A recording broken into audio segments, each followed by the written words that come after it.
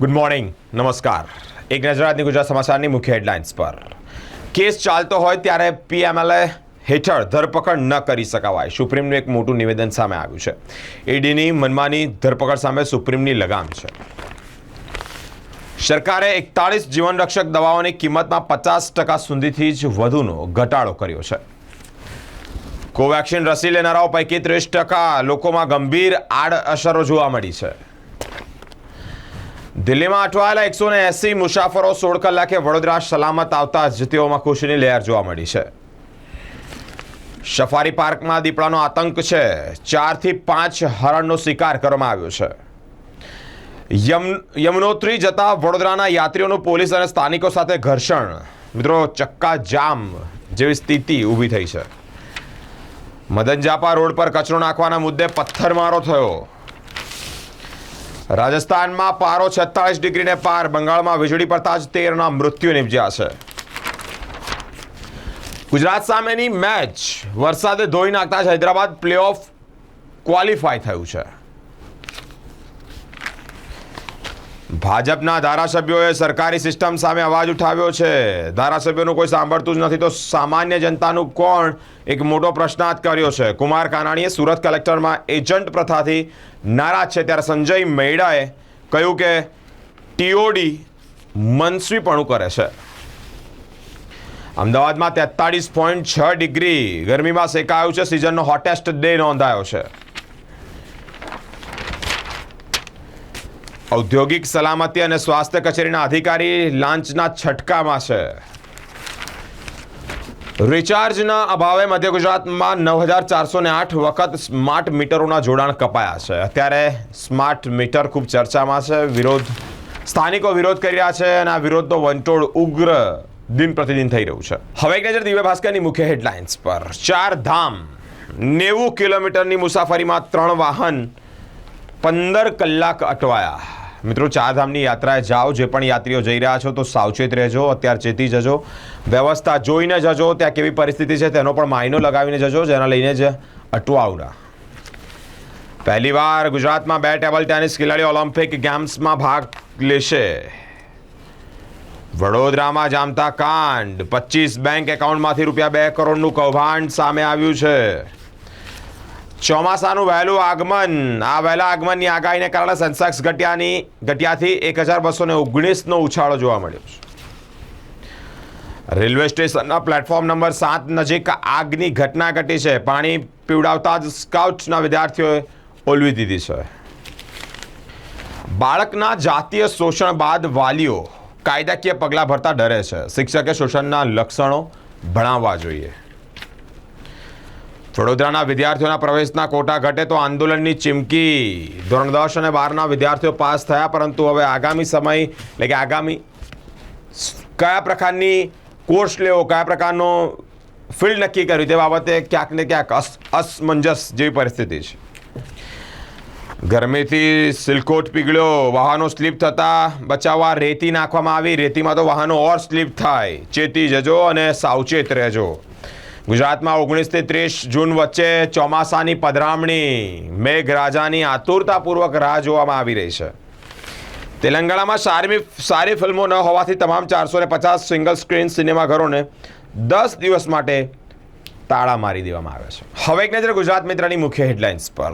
ચાંદી ₹88,000ની all time high સપાટીએ પહોંચ્યું છે. વીજ પુરવઠો ખોરવાતા રોષનો રેલો અધિકારીઓના નિવાસ સ્થાને પહોંચ્યો છે. ભયંકર ગરમી. એવી ગરમીમાં વડોદરાવાસીઓ શેકાયા પછી પણ બિલો ભરવા છતાં પણ લાઇટ ગુલ થાય તો બહુ મોટો પ્રશ્નાર્થ ઊભો થાય છે. રોષે તો ભરાય જ ને. રોષે ભરાતા આ રેલો નિવાસ સ્થાન એટલે કે અધિકારીઓ નિવાસ સ્થાને પહોંચ્યો છે. પાણીનો પ્રશ્ન તો હજી સુધી સોલ્વ જ નથી. પાણીના પ્રશ્નને મહિલાઓએ રસ્તે ઉતરી ચક્કાજામ કરવાની નોબત આવી છે. હાથીકાના, ભૂતળીયાપા અને ફતેગંજ વિસ્તારના રહીશો જે છે તે પાણીથી ક્યાંક ને ક્યાંક બૂમો પાડી રહ્યા છે. પોઈચા નર્મદા નદીમાં ડૂબી ગયેલા વધુ 3ના મૃતદેહો મળી આવ્યા છે. બોમ્બની ધમકીના પગલે 18 કલાકે દિલ્હીથી વડોદરા ફ્લાઇટ આવી. ઠાસરામાં લગ્ન પ્રસંગે થયેલા હુમલામાં એકનું મૃત્યુ નિપજ્યું છે. 4 ઘાયલ થયા છે. વીરપુર બેંકમાં એસી બંધ રહેતા ખાતેદારો પરેશાન.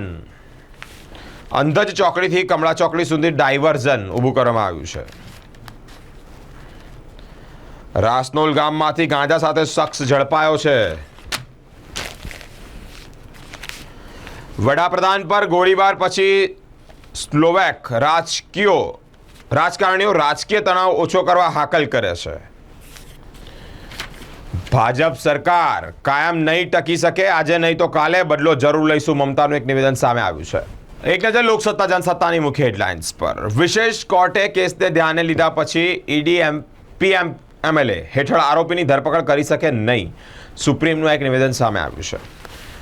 લોકસભા ચૂંટણીના ચોથા તબક્કામાં અંતિમ મતદાન 69.16% નોંધાયું છે. સ્માર્ટ મીટરો હાલ અત્યારે ચર્ચામાં છે. આ સ્માર્ટ મીટરોને લઈને જ લોકોએ એમજીવીસીએલની ઓફિસ ખાતે 5મા દિવસે પણ વિરોધ યથાવત રાખ્યો છે, એટલે કે ચાલુ રાખ્યો છે. ટાટા એરક્રાફ્ટની કામગીરી પૂરજોશમાં, પીએમ ઉદ્ઘાટન કરશે. દિલ્હીથી 45 મિનિટની ફ્લાઇટ 180 મુસાફર સાથે 16 કલાકે વડોદરા આવી પહોંચી. રાહુલ દ્રવિડના સ્થાને દેશના 6 ધાડક ખેલાડીઓ મુખ્ય ક્રિકેટ કોચની રેસમાં છે. નકલી કચેરી કૌભાંડના મુખ્ય સૂત્રધાર સંદીપ રાજપૂતના મોત બાદ તપાસમાં વિઘ્નની શક્યતાઓ છે. ગણેશજીની પ્રતિમા 9 ફૂટની જ રાખી શકાશે, પોલીસ કમિશનર તરફથી આ એક નિવેદન સામે આવી રહ્યું છે. પાદરામાં ગ્રાહકો દ્વારા સ્માર્ટ મીટરનો સતત બીજા દિવસે ઉગ્ર વિરોધ થઈ રહ્યો છે. હવે એક નજર સંદેશની મુખ્ય હેડલાઇન્સ પર. સમન્સ બાદ ધરપકડ માટે કોર્ટની મંજૂરી જરૂરી છે. ચૂંટણીના પહેલા 4 તબક્કામાં કુલ સરેરાશ 66.95% મતદાન નોંધાયું છે. જોઈએ હવે કોણ બાજી મારે છે. નવા લગાયેલા સ્માર્ટ મીટરમાં વિરોધમાં ઠેર ઠેર આક્રોશ. અલગ અલગ જગ્યાએ એમજીવીસીએલની ઓફિસો અને અધિકારીઓના નિવાસ સ્થાને હલ્લાબોલ થઈ રહ્યું છે. રેલવે સ્ટેશન પ્લેટફોર્મ નંબર 1ના છેડા ઉપરના ગાર્ડનમાં આગથી દોડધામ મચી જવા પામી છે. જેલમાં ગયા પછી કેજરીવાલની બુદ્ધિ બહાર મારી ગઈ છે. યોગી આદિત્યનાથનું એક સ્ટેટમેન્ટ સામે આવ્યું છે. પ્લેનમાં બોમ્બ છે એવી ધમકી. મિત્રો, દિલ્હી વડોદરાની ફ્લાઇટ 16 કલાક લેટ. અનેક મુસાફરો અટવાયા. વડોદરા એમખેમ પહોંચતા ખુશીનો માહોલ સર્જાયો. એસએસજી હોસ્પિટલમાં આરોપીનું પેનલ પીએમ કરાવ્યું. કારણ અકબંધ છે. છોટાઉદેપુરની નકલી સિંચાઈ કચેરીના સૂત્રધાર સંદીપ રાજપૂતના મોત અંતર્ગત આ એક માહિતી સામે આવી રહી છે. ફતેપુરાના જલાઈ ગામે ઝૂંપડામાં આગ લાગતા જ 2 બાળકો ભડથું થઈ ગયા. ભગવાન તેમની આત્માને શાંતિ આપે. પદમલા અને માણજામાં રહેતા 2 વ્યક્તિઓ આપઘાત કર્યો. આપઘાતના કિસ્સાઓ પણ દિન પ્રતિદિન વધી રહ્યા છે. પોઈચા ખાતે નર્મદા નદીમાં લાપતા બનેલા 7માંથી 6ના મૃતદેહ મળી આવ્યા છે.